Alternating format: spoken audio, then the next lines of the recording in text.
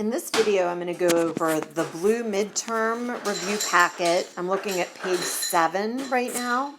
And the first question that was asked was 2B. So this one's asking if the fundamental theorem of calculus can be used. Remember, the fundamental theorem is basically taking and integrating a function and evaluating it from those limits, okay?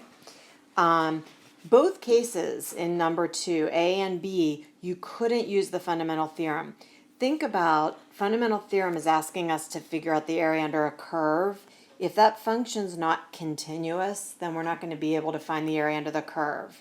So in the first case, -1, the function would not be continuous at x is -1, so we can't apply it on the interval -2 to 3 because -1 is in that interval.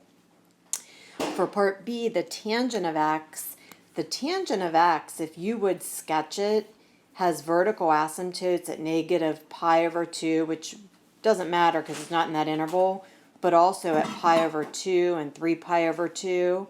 So because that tangent curve is not continuous on that interval 0 to 2π, we cannot apply the fundamental theorem of calculus.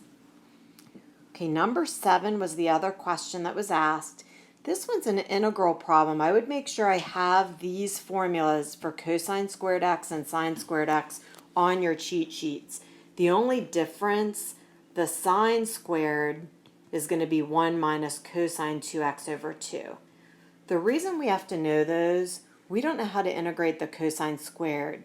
So if we break it into these power reducing formulas for cosine squared or sine squared, we can then use monomial division to break it up into integrating a half and integrating a half of the cosine of 2x dx. So then the first integral we can just integrate without u substitution, so we definitely wanted it separated.